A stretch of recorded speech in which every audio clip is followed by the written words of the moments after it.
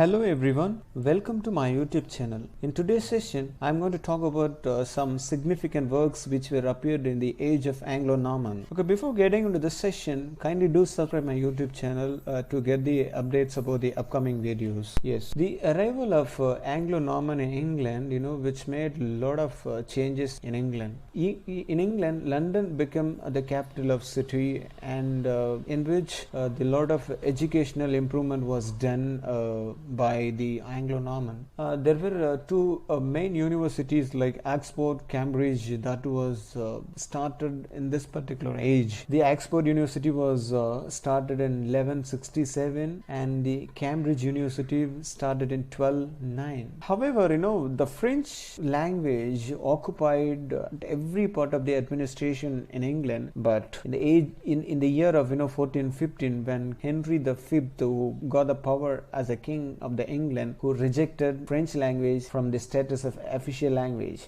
The works which were appeared in the age of Anglo-Norman were categorized into three types. First type is chronicles, second one is religious works, and third romances. Now let's see the chronicles. In the age of Anglo-Norman, there were a lot of chronicles appeared, and these chronicles are also called historiography. There was a person called Laymon who started a chronicle called Brett. So Laymon's Brett was said to be very popular example which belonged to the particular age. And this one got include about 16,000 long alliterative lines with a history of Britain, especially historiography of Old English period. Particularly, this particular chronicle talks about the events happened in the age of Old English period. And this chronicle, Laymon, Laymon was also known as the Chronicle of Britain. So Laymon's Brett, this chronicle also known as the Chronicle of Britain, since this particular chronicle talks about the history of England,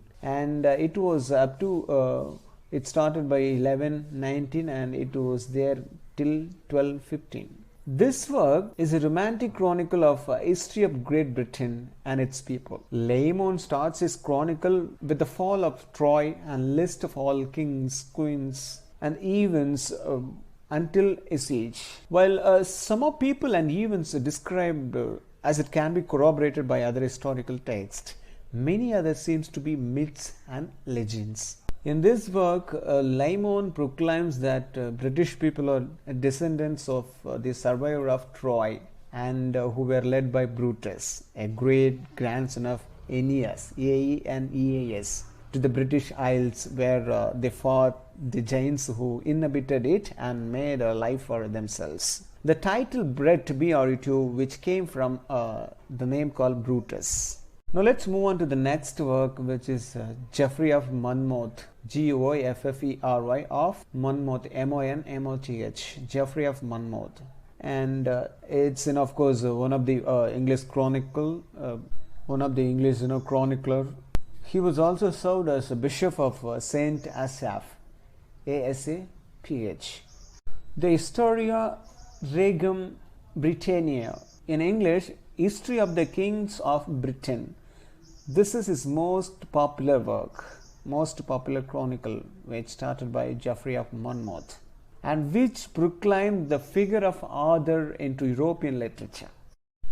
Geoffrey describes himself as Galfidus, Galfridus, Galfidus Monumentensis, Monemutensis. So he described himself as a Galfidus Monumentensis in this particular chronicle, in which he proclaims that he came from the place called Monmouth. He was the witness of a number of documents in Oxford during the period 1129 to 51.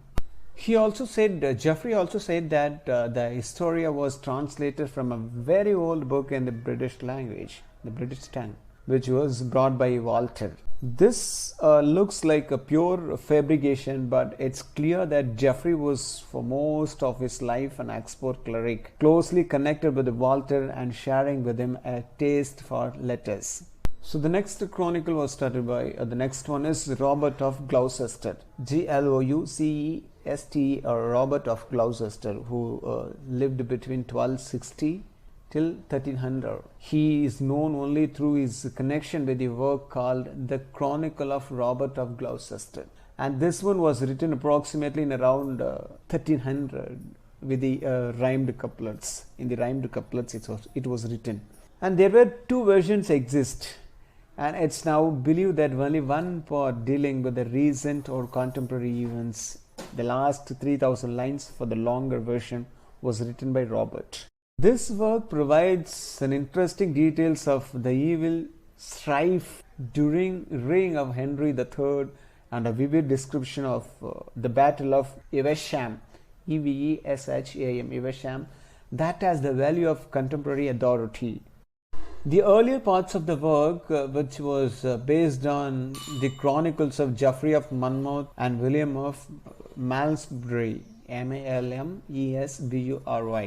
So the next one is Wace, W-A-C-E, Wace. He also referred as Robert Wace sometime. A Norman poet was born in Jersey and brought up in mainland Normandy.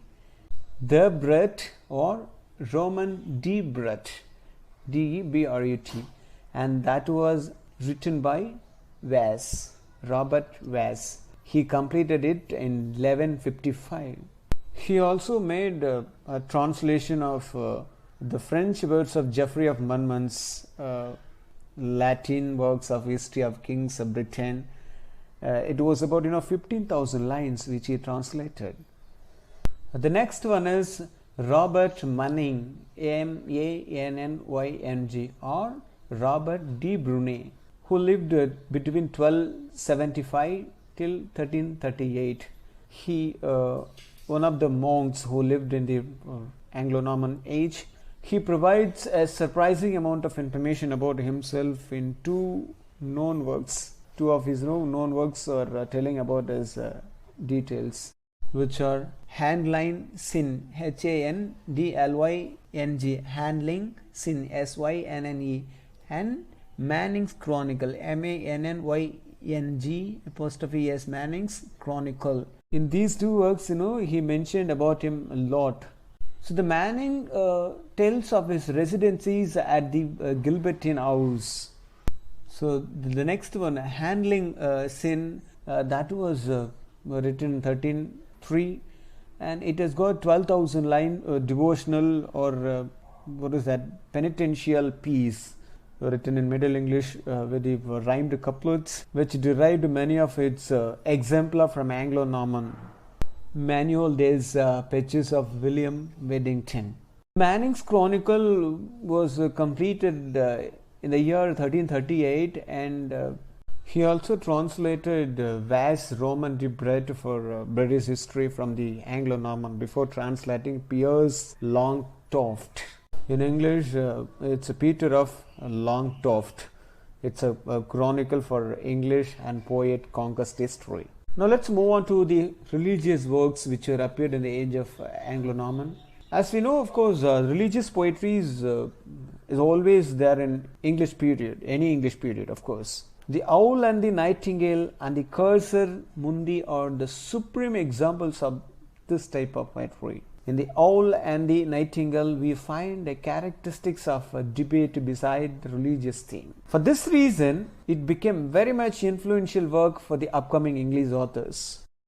See, the Owl and the Nightingale, for which the author is unknown, we don't know who wrote this work. It is one of the earliest substantial texts was written in Middle English, and it is also one of the most charming work. And this poem describes a debate between two birds, which was overheard by the narrator. The scenario is a humorous piece of avian mudslinging. The text is characterized by its comic exuberance and colloquial language. The characters of the owl and the nightingale are clearly drawn. A snail cartilage, Neil, N-A-I-L-C-A-R-T-L-I-D-G, who observes the owl is pious, sober, and pessimistic, while the nightingale is irrelevant, light-hearted, and optimistic. The two birds cover a number of topics including love, marriage, nesting, habits, and manners, but the mainly disputes which one of them is a superior beast. So the next work is Cursor Mundi, Cursormundi, Cursor Mundi. This work represents an early 14th century encyclopedia of Middle English retelling of Christian history, and intended for English vernacular audiences who are characterized in its scholastically minded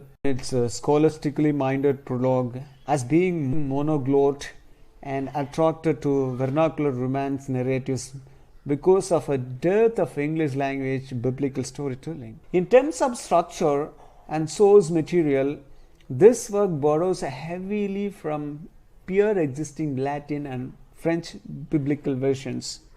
This one was translated and compiled gradually and incrementally from such sources, perhaps over a single writer's lifetime, over the course of a 200-year period during which it was successively recopied.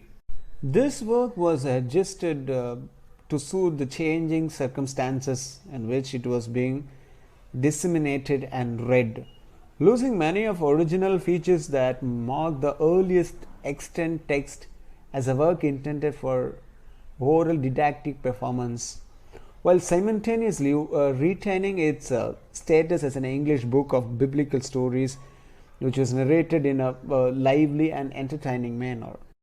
The next category of the work of the Anglo-Norman period is the romances. Of course, there was no such type of text of romances in the Old English period, in the Anglo-Saxon period. But in this age, in the age of Anglo-Norman, we could find a lot of romances written at this time. And it is none but a result of French influence from the Normans. Because of the French influence, we could see a lot of romances in this age. But the romances vary greatly by their subject matters, and for this reason it can be divided into three major categories, such as the matter of Britain, the matter of Rome, and the matter of France. The matter of Britain included the activities of King Arthur. Similarly, the matter of Rome and the matter of France dealt with respectively Alexander the Great and Charlemagne, Charlemagne, with his associates. However, Sir Gawain and the Green Knight is considered the finest of all Middle English romances. Sir Gawain, Sirgawain, and the Green Knight, Knight. There were also two proses appeared, but which were not much popular.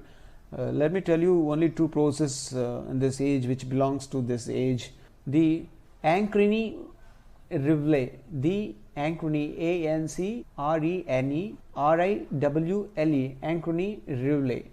And the next proses, the Azenbite of Inwit, Azenbit of Inwit. So these are the two proses, little known proses appeared in the age of Anglo-Norman. Let's see the literary characteristics which you find in the works of Anglo-Norman period.